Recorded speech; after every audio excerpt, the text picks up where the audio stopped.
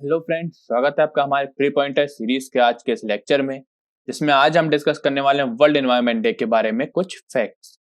आज हम क्या डिस्कस करेंगे? वर्ल्ड एनवायरनमेंट डे के बारे में डिस्कस करने जा रहे हैं। चलिए हम देखते हैं। सबसे पहले, अगर आपने ये चैनल अभी तक सब्सक्राइब नहीं किया तो प्लीज जाकर सब्सक्राइब कर लीजिए और नोटिफिकेशन बेल भी दबा दीजिए ताकि आपको हमारे नोटिफिकेशन सारे मिलते रहें। चलिए हम देखते हैं सबसे पहले क्या वर्ल्ड एनवायरनमेंट डे के बारे में, जो कि इस साल है। तो उसकी थीम देखेंगे और कहाँ होस्ट होगा वो देखेंगे हम। तो देखिए, उसकी थीम जो है, इस साल की जो वर्ल्ड एनवायरनमेंट डे था 2020 का, उसकी थीम है सेलिब्रेट डाइवर्सिटी। इसका मतलब है क्या? बायोडाइवर्सिटी के उत्सव मनाना, सेलिब्रेट बायोडाइवर्सिटी।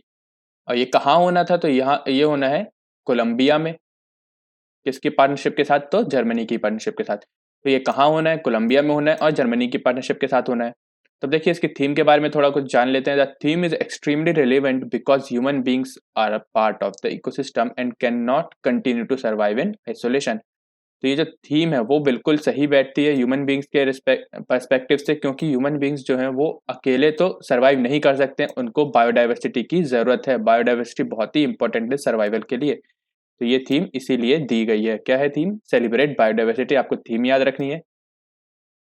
ओके, तो अब हम देखते हैं अगला। तो अगला हम देखते हैं कि जो वर्ल्ड एनवायरनमेंट डे है उसका पास्ट देखते हैं, पूरा बैकग्राउंड देखते हैं, कब से शुरू हुआ ये और कहाँ से शुरू हुआ। तो देखिए, सबसे पहले तो आप सभी को पता है कि ये कब मनाया जाता है? 5 जून को मनाया जाता है हर साल।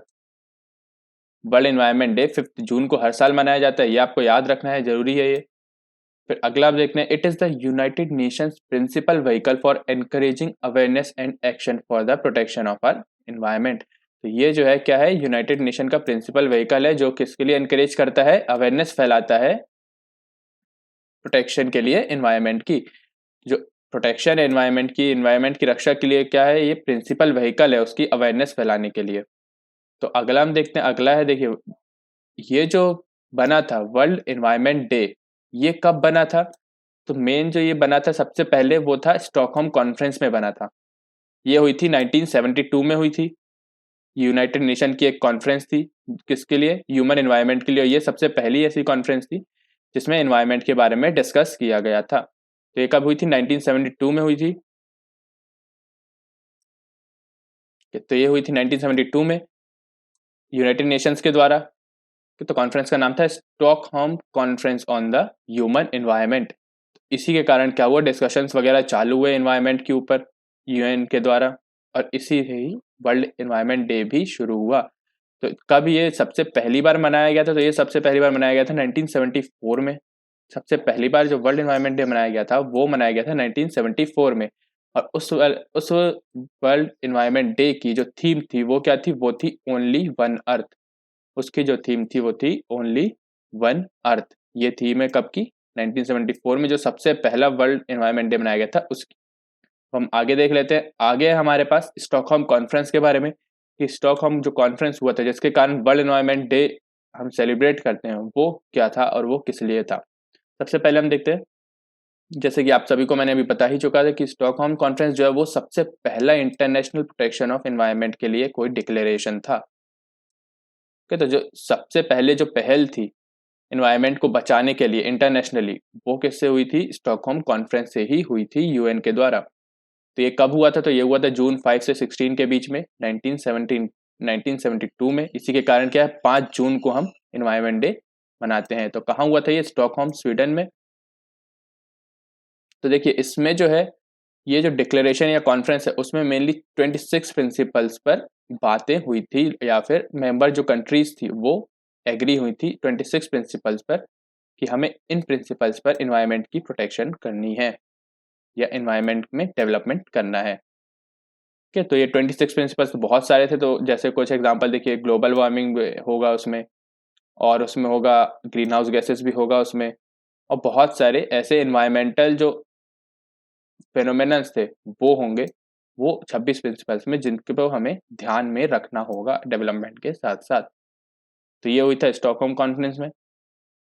One of the seminal issue that emerged from the conference is the recognition of poverty alleviation for protecting the environment। इसका मतलब क्या है कि देखिए, एक और जो इम्पोर्टेंट इशू है वो क्या रेज हुआ था कि रिकॉग्निशन फॉर पॉवर्टी एलिवेशन, मतलब कि पॉवर्टी को दूर करना, कि गरीबी को दूर करना किसके साथ साथ इन्वायरमेंट को प्रोटेक्ट करते करते गरीबी को दूर करना। ओके, गरीबी दूर होगी तभी तो इन्वायरमेंट प्रोटेक्ट हो पाएगा। अगर लोग जितने ज़्यादा गरीब रहेंगे वो नुकसान पहुंचाते रहेंगे इन्वायरमेंट को, तो इसीलिए गरीबी दूर करने के लिए इसमें बोला गया था स्टॉकहोम कॉन्फ्रेंस में। देखते हैं अगला क्या था। Conference led to increase interest and research collaboration which paved the way for further understanding of global warming which has led to such agreements as the Kyoto and Paris Agreement and has been a foundation of modern environmentalism। तो देखिए यही जो conference था वही सबसे पहला conference था internationally environment को प्रोटेक्शन के लिए। तो यही जो था इसी के ही थ्रू लोगों के अंदर इंटरेस्ट या रिसर्च करने की कैपेबिलिटीज या फिर इच्छा चालू हुई। तो जिसके कारण क्या हुआ, बहुत सारे एग्रीमेंट्स हुए, जैसे कि क्योटो प्रोटोकॉल, जैसा हमने सुना होगा, आप लोगों ने सुना होगा क्योटो प्रोटोकॉल और पेरिस एग्रीमेंट। ये क्लाइमेट चेंज के लिए है ये, और ये क्योटो प्रोटोकॉल जो है वो कार्बन फुटप्रिंट्स के लिए है। तो ये ऐसे कुछ और भी एग्रीमेंट सामने आए धीरे धीरे इसके बाद, स्टॉकहोम कॉन्फ्रेंस के बाद। तो सबसे जो मेन जो फाउंडेशन था, जो किसने रखा था इन सब एग्रीमेंट के लिए, तो वो रखा था स्टॉकहोम कॉन्फ्रेंस ने। ये सबसे पहली कॉन्फ्रेंस थी, ये आपको हमेशा याद रखना है। और एक और नई बात है कि इसी कॉन्फ्रेंस के कारण, स्टॉकहोम कॉन्फ्रेंस के ही बाद UNEP, United Nation environment programme जो है वो भी एस्टेब्लिश हुआ था। तो यूएन, ये एक यूएन का ही एक ऑर्गन है यूएनईपी भी। तो ये जो यूएन जनरल असेंबली ने इसे स्टॉकहोम कॉन्फ्रेंस के तर्ज पर ही एस्टेब्लिश किया था यूएनईपी को। तो आपको ये हमेशा याद रखना है कि यूएनईपी की एस्टेब्लिशमेंट कहाँ से हुई थी, तो ये भी हुई थी स्टॉकहोम कॉन्फ्रेंस के द्वारा हुई थी। किसने की थी, तो यूएनजीए ने की थी, यानी कि यूनाइटेड नेशंस जनरल असेंबली। तो गाइस आज के लेक्चर में हमारे पास यही था। आई होप आप सभी को एनवायरनमेंट डे के बारे में सब कुछ पता लग गया हो। तो guys thank you very much. अगर आपको ये वीडियो पसंद आया तो प्लीज़ लाइक कीजिएगा और अपने दोस्तों के साथ शेयर कीजिएगा। अगर आपने ये चैनल अभी तक सब्सक्राइब नहीं किया तो जाके सब्सक्राइब कर लीजिए और बेल आइकन जरूर दबा दीजिए ताकि आपको हमारे सारे नोटिफिकेशंस मिलते रहें।